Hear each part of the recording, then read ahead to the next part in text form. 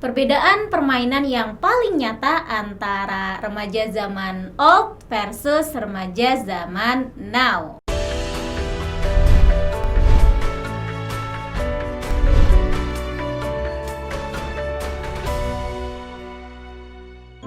Hai sobat, jumpa lagi di Ruang Insight Channel bersama saya Ismi Saida. Dalam video ini saya ingin membahas perbedaan antara remaja zaman old dengan remaja zaman now, di mana keduanya tumbuh di era yang berbeda dengan perkembangan teknologi yang juga berbeda. Ngomong-ngomong, kamu remaja zaman yang mana nih? Iya, kamu yang lagi nyimak video ini. Oke. Berbicara mengenai topik tentang remaja selalu menjadi hal yang menarik.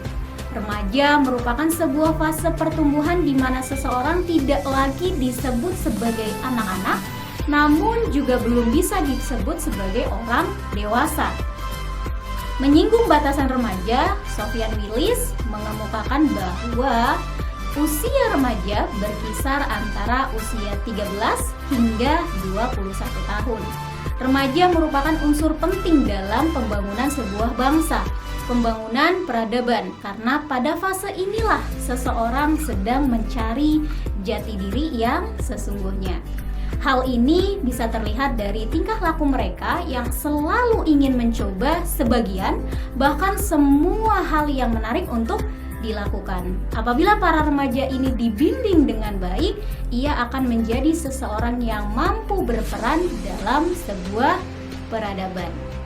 Remaja saat ini adalah remaja yang tumbuh di era di mana teknologi sudah sangat berkembang, terutama teknologi komunikasi berupa lahirnya alat-alat komunikasi atau gadget yang canggih dan ponsel pintar, sehingga dinamai dengan smartphone, yang dengannya dia bisa mengakses dan mengetahui seluruh informasi apapun. Informasi tersebut bisa didapatkan tanpa terbatasi oleh ruang, jarak, dan juga waktu. Semua informasi bisa didapatkan dalam genggaman ponsel di tangan. Maka generasi remaja saat ini disebut sebagai generasi milenial yang berjalannya butuh diarahkan agar potensi yang ada pada dirinya didukung dengan semua sarana di sekelilingnya bisa berkembang dan bermanfaat. Generasi milenial, apa itu? Kenapa? Siapa? Generasi milenial menurut pengelompokan para peneliti sosial adalah generasi yang lahir pada tahun 1980 hingga 2000. Disebut sebagai generasi milenial karena mereka tumbuh di saat teknologi mengalami kemajuan yang pesat. Teknologi itu mulai berupa adanya TV berwarna dengan berbagai suguhan programnya hingga munculnya internet. Adanya internet ini menjadikan berbagai konten bisa dinikmati seperti video games, movie streaming, juga sosial media sebagai tempat eksistensi diri yang tak pelak menjadi suatu hal yang wajib dinikmati oleh mereka. Hal ini tidak dapat ditampil lagi menimbulkan berbagai dampak, baik positif maupun negatif. Berdasarkan pengelompokan tersebut, mereka yang termasuk dalam generasi milenial adalah yang saat ini berumur 18 hingga 37 tahun. Generasi milenial disebut juga dengan generasi Y, yang pada akhirnya diikuti dengan munculnya generasi Z, yaitu anak-anak yang lahir antara tahun 1995 hingga medium 2000-an. Jadi, remaja yang saat ini ada adalah gabungan dari remaja milenial dan generasi Z, sehingga kita biasanya disebut sebagai generasi zaman now. Oke. Ciri generasi zaman now. Jika generasi milenial masih sempat menikmati permainan-permainan dengan menggunakan fasilitas yang disediakan oleh alam lingkungan, permainan tersebut diantaranya permainan engklek misalnya, gobak sodor, benteng, layangan, lompat tali, petak umpet, kelereng, egrang, congklak, bola bekel, dan lain sebagainya. Dari permainan-permainan itulah mereka belajar sportif, sabar, pantang menyerah, bagaimana mengatur strategi, bertanggung jawab, kerja sama tim, dan lain-lain. Sedangkan sebagian besar generasi Z tidak pernah menikmatinya. Selain masih menikmati permainan-permainan tersebut, generasi milenial juga bisa menikmati permainan-permainan yang muncul di generasi Z, di mana permainan sudah beralih dari satu alat ke satu alat berupa gadget. Permainan tersebut diantaranya video games atau games online yang beraneka rupa, seperti Dota, COC, hingga yang belum lama ini booming, yaitu Mobile Legends, PUBG, FF, dan Among Us. Cukup dengan memegang gadget sudah bisa menikmati serunya permainan dan terhubung dengan gamers lainnya untuk main bersama atau istilahnya itu mabar.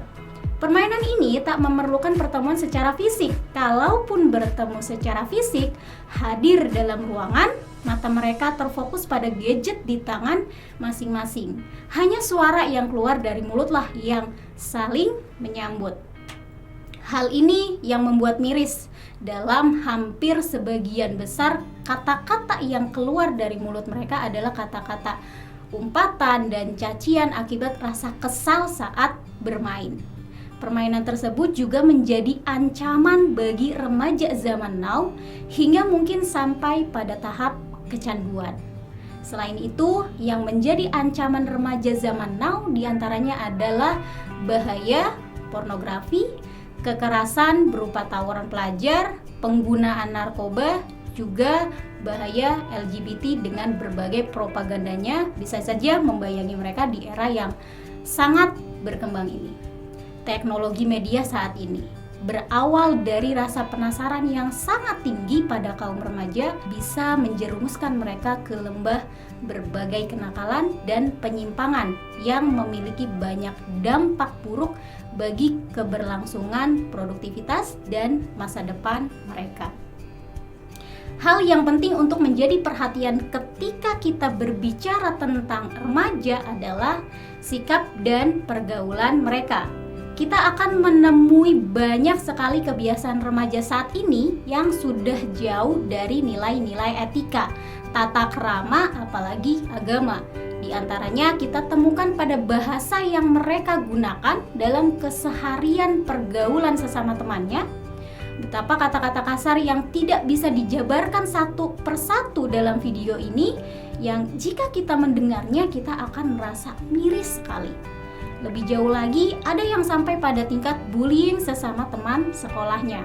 Tak hanya dari sisi bahasa yang mereka gunakan saja, tapi juga dari sisi mentalitas. Fase remaja seharusnya mereka sudah dikenalkan dan mulai mengaplikasikan sikap bertanggung jawab. Namun, apa yang terjadi dengan remaja saat ini? Saat ini masih banyak remaja yang belum bisa bertanggung jawab terhadap dirinya, apalagi terhadap sekelilingnya.